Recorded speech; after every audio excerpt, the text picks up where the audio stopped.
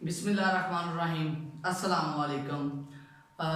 उम्मीद है जी स्टूडेंट आप खैरियत से होंगे और हमने चैप्टर नंबर 13 जो है वो कंप्लीट कर लिया है।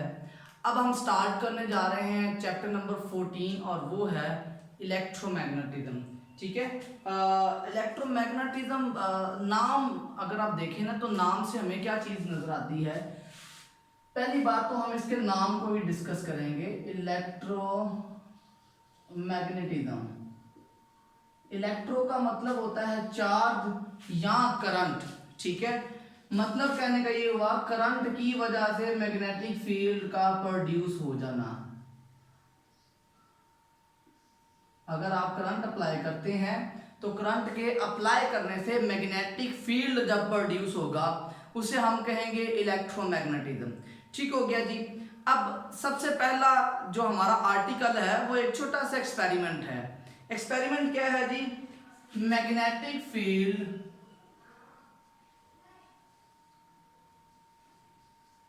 ड्यू टू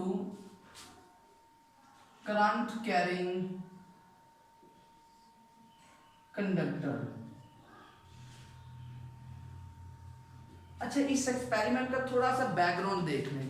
बैकग्राउंड ये है कि ऑरेस्टेड सबसे पहले एक्सपेरिमेंटेशंस परफॉर्म कर रहा था। साइंटिस्ट है एक, उसने क्या देखा जी, एक वायर में से ना करंट पास आउट कर रहा था। उसने देखा ये कि जब करंट गुजर रहा था तो उसके करीब जो मैग्नेटिक नीडल्स पड़ी हुई थी उसके अंदर डिफ्लेक्शंस आ गई। अब ये क्या हुआ जी कि आपके पास एक वायर में से करंट पास आउट कर रहा है और उस करंट की वजह से हमारे पास पड़े हुए जो मैग्नेटिक कंपसेस हैं उसकी डिफ्लेक्शन क्यों आ रही है। ऐसी क्या चेंजिंग्स हैं कि इसमें डिफ्लेक्शन आई। करंट स्विच ऑफ किया, स्विच ऑफ करने के बाद वो डिफ्लेक्शन खत्म होगी। उसने कहा कि हमारे पास करंट के फ्लो की वजह से कहीं मैग्नेटिक फील्ड तो नहीं पैदा होता। फिर इस एक्सपेरिमेंट को बाकायदा परफॉर्म किया गया और इसकी परफॉर्मेंस क्या थी जी? इसकी परफॉर्मेंस ये थी कि उसने एक का बोर्ड लिया है और इसका बोर्ड के सेंटर से एक वायर गुजर रही है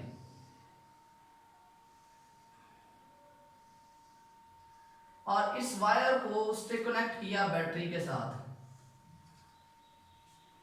इसका बोर्ड के ऊपर ना हुआ ये कि यहां पर हमने सर्कुलर पाथ पर कंपसेस रखी हुई है, कंपस रखी हुई है, मैग्नेटिक कंपस। कहता है कि उसने ऑब्जर्व ये किया कि जब आप करंट पास आउट करवाते हैं तो ये सारी की सारी compasses along the tangent arrange हो जाती हैं। मतलब क्या है जी इसका? मतलब ये है कि उसने एक सर्कल बनाया हुआ था और उस सर्कल के ऊपर, उस सर्कल के ऊपर वो कंपसेस पड़ी हुई थी। ठीक है, जब उस कंपस सर्कल के ऊपर पड़ी हुई थी जिस वक्त उस वक्त जो टेंजेंट की डायरेक्शन बनती थी ना वही डायरेक्शन आपकी कंपस पर मैग्नेटिक फील्ड की भी प्रोड्यूस होगी। अच्छा, अगर यहाँ पर बात करते हैं तो इधर ये डायरेक्शन थी, यहाँ पर यूं, यहाँ पर यूं, इधर यूं, यहाँ पर यूं, इधर यूं, सो ऑन। आपके पास सारी की सारी डायरेक्शन जो है वो इसी तरह से प्रोड्यूस होगी, जनरेट होगी।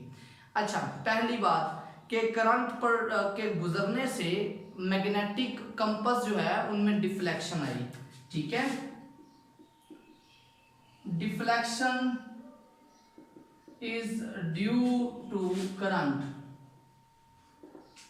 डिफ्लेक्शन जो है वो करंट की वजह से है। ठीक है, नंबर 2 बात करते हैं जी। नंबर 2 ये कहते हैं जी लाइंस क्या होती हैं। फील्ड आपके पास कैसा हुआ जी? Field is circular. जो फील्ड आपके पास यहां जनरेट हुआ है वो फील्ड जो है वो भी कौन सा है? सर्कुलर है। और आप उसकी डायरेक्शन कैसे निकाल रहे हैं जी? Along the tangent. कैसे निकलती है? Direction is found by tangent. आप टेंजेंट की मदद से उसकी डायरेक्शन निकाल सकते हैं। ये एक एक्सपेरिमेंट हुआ, उसने किया ये कि यहां पर इस वायर की डायरेक्शन कर दी रिवर्स। रिवर्स करने से आपके पास क्या हुआ? ये जितनी भी कंपसेस थी ना इनकी डायरेक्शन रिवर्स हो गई। अगर पहले ये क्लॉकवाइज था तो दूसरी बार ये क्या हो गया जी? एंटी क्लॉकवाइज हो गया। अब यहाँ पर पॉइंट नोट करने वाला है। वो पॉइंट क्या है जी, नंबर 3 4th जो पॉइंट है वो आपके पास क्या है, फील्ड, डायरेक्शन ऑफ फील्ड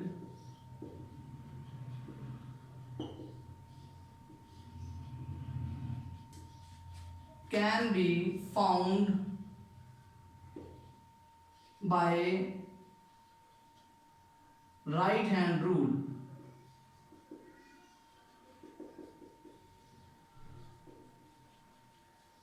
आपने इसकी डायरेक्शन किस तरह से फाइंड आउट करनी है, राइट हैंड रूल से। वो राइट हैंड रूल क्या है जी, वो भी देख लेते हैं। कहता है कि आप इस वायर को इमेजिन करें कि आपने अपने राइट हैंड में ग्रैस्प किया हुआ है, किस तरह से कि ये जो थंब होगा it point out in the direction of current, then the curling fingers will point out in the direction of magnetic field. आपको कैसे पता चलेगा कि करंट की डायरेक्शन अपवर्ड है या डाउनवर्ड है, तो आपको ये बैटरी का टर्मिनल बताएगा कि डायरेक्शन इस वक्त पॉजिटिव से नेगेटिव की तरफ है। डायरेक्ट करंट इस्तेमाल करते हैं, डायरेक्ट करंट से हमें उसकी डायरेक्शन का पता बैटरी के टर्मिनल से भी चल जाता है। नॉर्मली रेड वायर आप लोग यूज कर रहे होते हैं फेज के लिए। अच्छा जी, अब रूल क्या है जी, grasp wire in a right hand such that क्या होते हैं जी, पहली बात current is in direction of thumb, then curling fingers will be in direction of field। बच्चे अगर आपका करंट नीचे से ऊपर की तरफ है तो फील्ड आपका होगा जी एंटी क्लॉकवाइज, और अगर आपका करंट ऊपर से नीचे है तो फील्ड आपका होगा क्लॉकवाइज।